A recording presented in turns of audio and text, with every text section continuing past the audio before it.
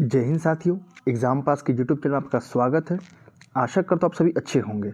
तो हम लोग ज्ञान बिंदु जीएस एकेडमी का टेस्ट सीरीज देख रहे थे बिहार दरोगा और बिहार पुलिस और एएसआई के लिए, यानी कि एएसआई कौन, जो अभी स्टेनो वाला आया है वो उसके लिए। ठीक है, तो ये तीनों के लिए काफ़ी महत्वपूर्ण है। तो आपको डेली टेस्ट सीरीज देखने को मिलता है, तो आप इसे डेली लगाइएगा, इससे काफ़ी बेनिफिट आपको होगा। ठीक है, तो चलिए उसी क्रम में हम अब इसका अगला वीडियो देख लेते हैं। अगला वीडियो क्या है आपका, द सोशल साइंस का। ठीक है, चलिए इसके क्वेश्चन को हम लोग देखते हैं। पहला क्वेश्चन से शुरुआत करते हैं। यहाँ पे दिया गया है आपका, बेशनगर अभिलेख का हेलियोडोरस कहाँ का निवासी था। आंसर हो जाएगा आपका तक्षशिला का। कहाँ हो जाएगा आंसर इसका, तक्षशिला का। आगे देखते हैं क्वेश्चन नंबर 2। पूछा गया है हड़प्पा काल का तांबे का रथ किस स्थान से प्राप्त हुआ है। आंसर हो जाएगा सी, यानी कि दैमाबाद से। क्वेश्चन नंबर 3 देखेंगे। दिया है मगध शासक बिंबिसार का चिकित्सक कौन था। आंसर हो जाएगा सी, यानी कि जीवक। कौन था, जीवक। क्वेश्चन नंबर 4 देखेंगे। दिया है निम्नलिखित में से किस गुप्त शासक ने हुनों पर विजय प्राप्त की थी। आंसर हो जाएगा सी, यानी कि स्कंद गुप्त ने। 5 नंबर क्वेश्चन है, प्राचीन दक्षिण भारत के संदर्भ में कोरकोई, पुमपुहार और मिश्री किस रूप में सुविख्यात थे। आंसर हो जाएगा बी, यानी कि पतन। क्वेश्चन नंबर 6 है आपका, कुरुसपाल शिलालेख से किस राजा के बारे में जानकारी मिलती है। आंसर हो जाएगा 6 का आंसर हो जाएगा सी, यानी कि सोमेश्वर प्रथम। कौन हो जाएगा, सोमेश्वर प्रथम। क्वेश्चन नंबर 7 देखेंगे। दिया है निम्नलिखित में से किसने भारत में प्रसिद्ध फारसी त्यौहार नौरोज को आरंभ करवाया था। आंसर हो जाएगा ए, यानी कि बलबन ने। क्वेश्चन नंबर 8 देखेंगे। मध्यकालीन भारत में महत्तर और पट्टिकल पदनाम किन के लिए प्रयुक्त होते थे। आंसर हो जाएगा आपका ग्राम मुखिया के लिए। क्वेश्चन नंबर 9 देखेंगे। जौनपुर राज्य का अंतिम शासक कौन था। आंसर हो जाएगा बी, यानी कि हुसैन शाह। आगे है क्वेश्चन नंबर 10। दिया है कृष्ण जीवन रूपक प्रेम वाटिका यानी कि प्रेम वर्तिका काव्य की रचना की थी किसने। तो 10वां का आंसर हो जाएगा सी, यानी कि रस खान ने। किसने, रस खान ने। क्वेश्चन नंबर 11 देखेंगे अब।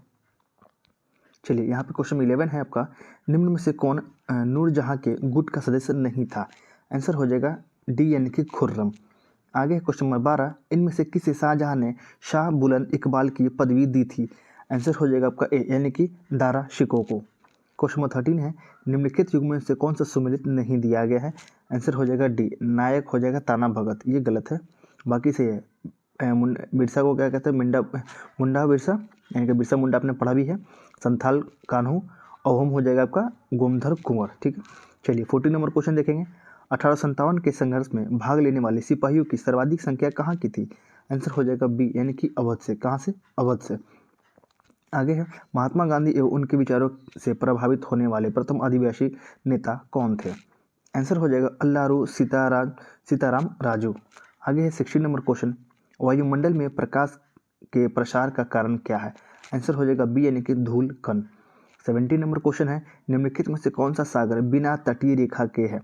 17, इसका आंसर हो जाएगा बी, यानी कि हो जाएगा सारगोसो सागर। क्या हो जाएगा, सारगोसो सागर। आगे 18 नंबर क्वेश्चन, भू संरक्षण की परिरेखा बंधन विधि क्या है। यहाँ पे परिरेखा बंधन विधि का प्रयोग कहाँ के लिए होता है। आंसर हो जाएगा 18 का डी, यानी कि उपयुक्त में से कहीं के लिए नहीं। आगे बढ़ते हैं क्वेश्चन नंबर 19 की ओर। निम्नलिखित में से कौन से युग्म सुमिलित नहीं है।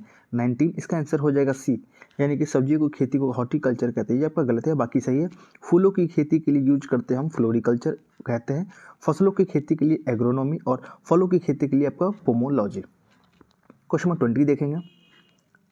20 है, अंतर्राष्ट्रीय स्तर पर मेसाबी रेंज किस उत्पाद के लिए जाना जाता है। आंसर हो जाएगा सी, यानी कि लॉ आयस के लिए। 21 है आपका, प्रसिद्ध रूर कोयला क्षेत्र निम्नलिखित में से किस देश में स्थित है। आंसर हो जाएगा आपका जर्मनी। क्या हो जाएगा आंसर, जर्मनी। क्वेश्चन नंबर 22 देखेंगे। निम्नलिखित में से किसको प्रातःकालीन शांत स्थल कहा जाता है। आंसर हो जाएगा 22 का आपका डी, यानी कि कोरिया को। किसे कहते हैं, कोरिया को। 23, रूस के किस शहर को उत्तर का वेनिस, यहाँ देखेंगे उत्तर का वेनिस कहा जाता है। किसे, रूस के किस शहर को। तो 23 का आंसर बताइए। आंसर हो जाएगा आपका सेंट पीटर्सबर्ग। 24 है, उत्तराखंड का कौन सा जिला तिब्बत सीमा से नहीं लगा है। 24 का आंसर हो जाएगा सी, यानी कि अल्मोड़ा। ठीक है, आगे 25, मणिपुर पहाड़ियों से घिरा इम्फाल बेसिन एक सुंदर उदाहरण है। किसी का, इम्फाल बेसिन कहाँ पे है आपका, मणिपुर में। किस चीज़ के लिए सुंदर उदाहरण है। 25 का आंसर हो जाएगा आपका सरोवरीय मैदान का। क्या हो जाएगा, सरोवरीय मैदान के लिए। 26 आपका, निम्नलिखित नगरों में अलकनंदा एवं भागीरथी कहाँ मिलकर गंगा नदी बनाती है। आंसर हो जाएगा डी यानी कि देवप्रयाग। 27 बिहार के किस जिले में तिल्हाड़ कुंड जलप्रपात अवस्थित है? 27 का आंसर हो जाएगा सी यानी कि कैमूर। कहाँ पे? कैमूर में। 28 कुसुम एक तिलहनी फसल है, इसका वैज्ञानिक नाम क्या है?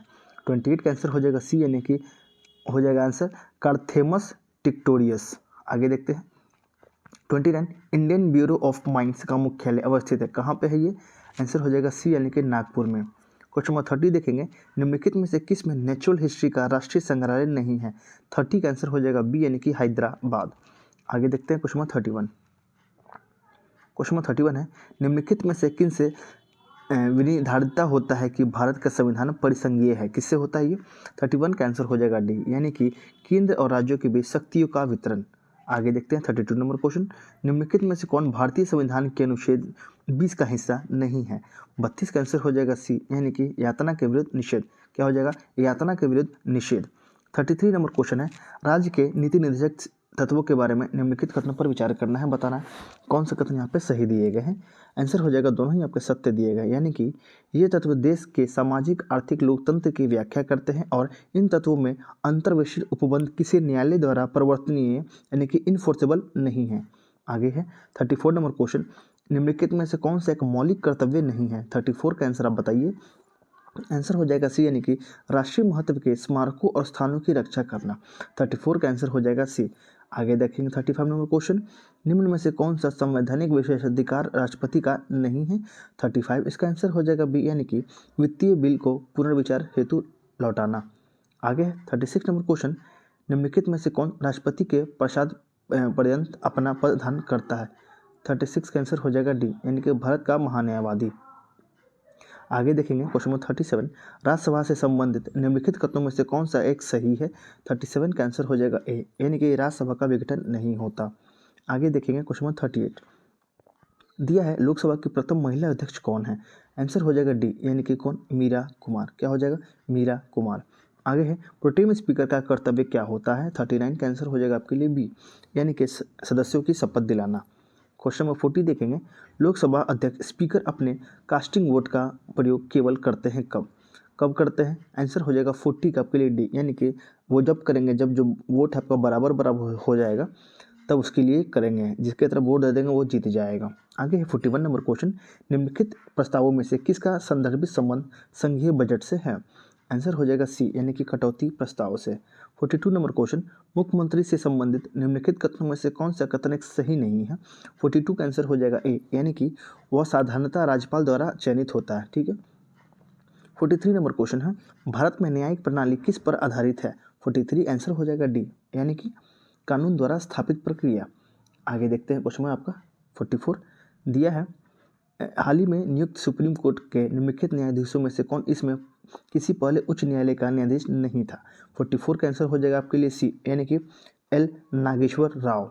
आगे है, भारत में न्यायिक सक्रियता संबंधित है किससे? 45 इसका आंसर हो जाएगा बी। यहाँ देख लेते हैं इसके आंसर को। 45 का आंसर हो जाएगा बी यानी कि जनहित याचिका से। आगे है क्वेश्चन 46 दिया है, भारत के संविधान के अनुसार जिला न्यायाधीश अभिव्यक्ति के अंतर्गत सम्मिलित नहीं होगा। जिला न्यायाधीश अभिव्यक्ति के अंतर्गत सम्मिलित नहीं होगा। 46 इसका आंसर हो जाएगा सी यानी कि अधिकरण न्यायाधीश। आगे है 47 नंबर क्वेश्चन, भारतीय संविधान के अनुच्छेद 356 के अंतर्गत राष्ट्रपति शासन सर्वप्रथम कहाँ लागू किया गया था? 47 का आंसर हो जाएगा सी यानी कि कहाँ पे? पेप्सू में। कहाँ हो जाएगा आंसर? पेप्सू। आगे है 48 नंबर क्वेश्चन, बलवंत राय मेहता समिति की प्रजातांत्रिक विद्रोहीकरण की सिफारिश के अनुसार क्या हो जाएगा आंसर? इसका आंसर हो जाएगा ए यानी कि जिला, यहाँ पर हो जाएगा जिला, ब्लॉक एवं ग्राम स्तर पर त्रिस्तरीय प्रजातांत्रिक पंचायती राज संस्थाओं का गठन होना था। किसके लिए? तो बलवंत राय मेहता। आगे है 49, निम्न में से कौन सी समिति भारत में पंचायती राज व्यवस्था से संबंधित नहीं है? आंसर हो जाएगा आपके लिए ए यानी कि दिनेश गोस्वामी समिति। बाकी है सिंघवी है, मेहता है और आपके सादिकी अली है। ठीक है। 50 नंबर क्वेश्चन और लास्ट क्वेश्चन आपका, अशोक मेहता समिति ने पंचायती राज के लिए किस प्रतिमान की स्तुति की थी? आंसर हो जाएगा आपका 50 के लिए बी यानी कि द्विस्तरीय। ठीक है। बलवंत राय ऊपर हो गया 3 के लिए, यहाँ पे होगा आपके 2 के लिए। ठीक है। चलिए ये वीडियो हम लोग बस यहीं तक देखेंगे, इसके आने वाले पार्ट में आपको इसका अगला मिलेगा। ठीक है। चलिए आशा करता हूँ आपको ये वीडियो अच्छा लगा होगा, तो प्लीज़ वीडियो को लाइक कीजिएगा और अपने दोस्तों के साथ जरूर शेयर कीजिएगा। अगर आपको उसका PDF चाहिए तो आप मुझे मैसेज कीजिएगा, मैं इसे टेलीग्राम पर प्रोवाइड करा दूंगा। उसके लिए आपको टेलीग्राम जाकर ज्वाइन करना होगा, जिसका लिंक जो नीचे डिस्क्रिप्शन में डाल दिया गया है। तब तक के लिए रिवीजन करते रहिए।